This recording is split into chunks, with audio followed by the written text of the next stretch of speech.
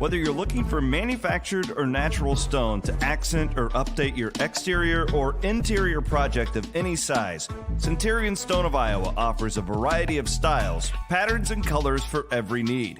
Centurion Stone, our own manufactured stone product, has the look and feel of natural stone and is available in over 200 color and pattern combinations. We also provide natural stone for interior and exterior projects. Our Des Moines and Omaha locations are open daily. Browse our wide variety of product samples with our helpful staff. They'll answer any questions that you have. Check us out on the web at centurionstoneofiowa.com.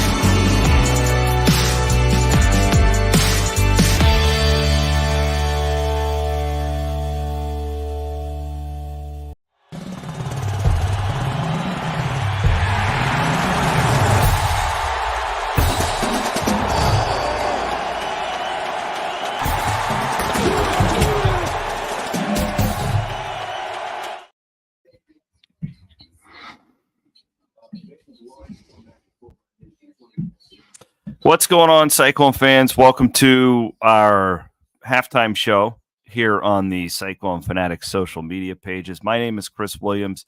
We are, as you just saw the ads, presented by our friends at Carl Auto Group.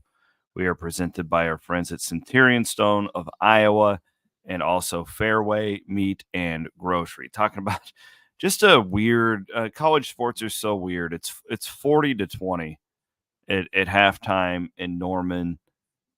There's a lot of nuance that goes into this game. There's a lot of conversation. In a weird way, you feel great because Iowa State's actually able to move the football, right? And the offense is being productive. But then you feel sick because you're on pace to give up over 600 yards of offense, which you're 600 yards of offense to Oklahoma, that is, which you just don't see with Iowa State very often, specifically in the Matt Campbell and John Haycock era. And then you had a pick six and you had a block punt. Yeah. And you take those away and this is a manageable game. It's a couple of possessions. Now it's a 3-possession game with Oklahoma getting the football to start the third quarter. So you don't feel great about it. I mean, I don't at this point, but, before I get to your comments, this is one of those things where I was worried.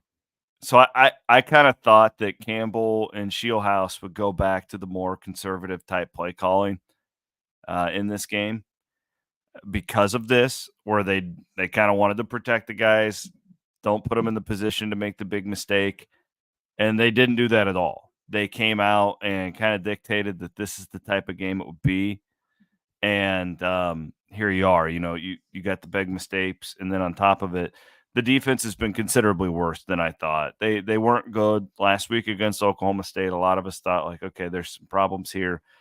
This has been considerably worse, I think, than anybody could have imagined.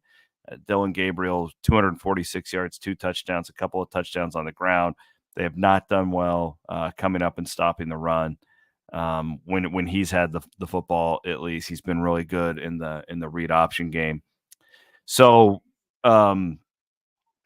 it feels like one of those old school Big 12 games, really. It was a 2-hour and 5-minute first half. You just don't see that, especially now with the new clock rules. Really kind of a weird half. But the good stuff is Rocco Beck throws a pick six, first possession of the game, comes right back, hits Jalen Knoll on a 51-yard touchdown pass. The explosion's been there. You've had some of those explosive plays. But you've also, you've sped the game up. You're not killing clock. There's more possessions. And when your defense isn't playing well, boy, that makes it really, really tough to handle. Wanting to look here as I'm kind of looking at the stats for the first time in this. Possession's actually more even than I thought. It felt like Oklahoma's probably had the football more than Iowa State, but it's almost dead even, 1509 to 1451. So that hasn't been much of a thing. It's just again, if you don't throw the pick six and if you don't give up the safety, and the safety was that was a bigger deal than just the 2 points, right? Because you give it to them on a short field. But then this is a manageable second half to go into. Now you're down 20. Oklahoma, who you really haven't stopped, is getting the football. Say your prayers, right? That's kind of what it feels like here as you go into the second half. Specifically the defense, I think that, what would I like to see? I would just the defensive line is not getting pressure with 3, and they really haven't most of the year. So, where do you go? I personally just wish that they would get a little more exotic and blitz more. They have blitzed quite a bit tonight. That's the tough part, that even when you're bringing extra men, you're still not getting to Dylan Gabriel. And he's made some good throws too. Give them some, props for that. But I guess, Miles Purchase has really struggled with this level of wide receiver tonight. He's had a couple of games. I didn't think he played well at all last week. But at this point, just bring it and try and trust your secondary. I will say this, and it's not the reason that this thing's gotten out of hand, but Malik Verdone is an incredibly important member of this Iowa State secondary, especially when it comes up and stopping the quarterback run. So, man, he warmed up tonight, and it looked like he may go, and he didn't. I'm really hoping that they can get him back, for next week and potentially get him back, because they've got to be able to, that's such a critical position in John Haycock's defense. And I think that they really struggled last year when he went down. I thought the defense lost a step last year when he went down. So, because clearly Nichols not cutting it when it comes to stopping the run. He may be okay in coverage, but it's a mess out there. There's a lot of stuff going on that you can't really tell unless you go back and watch the all-22 as to what's happening. But 339 yards. What is the average yards per play for Oklahoma? It's got to be grotesque. 8.3. On the other hand, Iowa State's averaging 7.5 yards per play against a really good statistical defense. So, wow. Thanks, Grant. Grant pointing out to me that Verdone came in at the end of the first half. I must have missed that. But that's great. You've got to have him. He's such a critical part of that defense. I'll do some of the stuff on the offense here. Sama, with his best game, is a Cyclone. You were really kind of surprised at that point in the second quarter where Iowa State was really getting 15 yards every play, it felt like. And there was all these true freshmen out there doing this. And that maybe not true, but redshirt freshmen too, and the first-year guy in Jaden Higgins. And, man, you're feeling really, really, really good about that. But again, you just like it's just a weird game for an Iowa State fan, because 2 weeks ago you all were on here losing your goddamn mind about the offense, and rightfully so. And the defense pretty good in the first 3 games. And now you watch this and it's like the Seinfeld episode of Bizarro World, right? It's just crazy. It's just crazy. Let's do a couple of comments in here. We'll start with Justin. Rocco's last INT was a killer. He was doing a good job of throwing. I couldn't agree more. It felt like Rocco there for the first time in that game panicked a little bit. I don't know if panic's the word, but I felt like he tried to do more than just distribute the football. And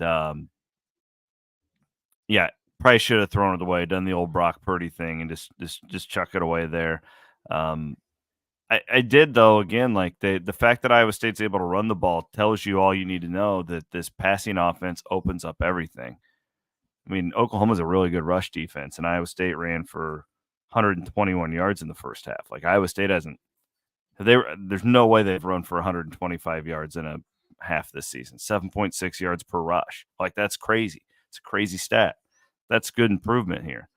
But again, you can't you can't just give it back the way that Iowa State has been doing it. Really, the play of the game on a bad note was the Daniel Jackson drop, because that kind of led to the collapse there at the end of the second quarter, where you get the punt block, because you should have had a first down there. You move the chains, move it down the field.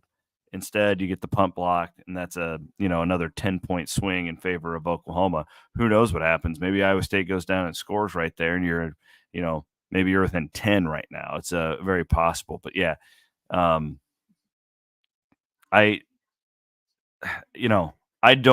disagree with Nicholas here, who I love the optimism. He says Haycock makes adjustments and this game gets tight late in the fourth quarter. I believe. I don't. I hope you're right. I personally think that this game slows down dramatically.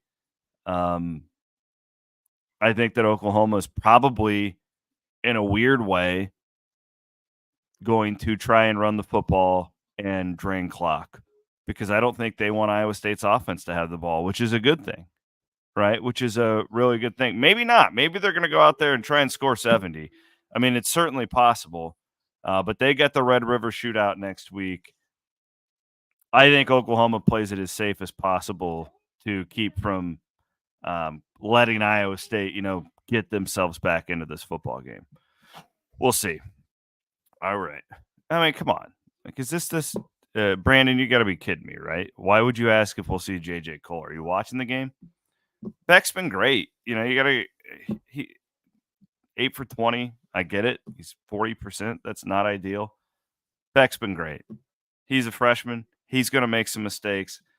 I said this on Twitter at the beginning of the game, and he threw the pick six. I was glad that they went out there and threw the football on the first drive, because, again, I was just concerned that they would come out here really conservative, not wanting to make the big mistake, trying to keep the game close. No, they went out there trying to win. They went out there and tried to win. And I'm okay with that.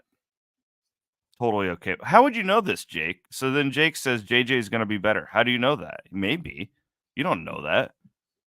Why? We all saw Beck and Cole play in the first game. One of them looked like they belonged. The other one looked like a true freshman who didn't belong on the field. It would be stupid to pull Rocco Beck right now and put a true freshman in Norman, Oklahoma. What are you guys watching?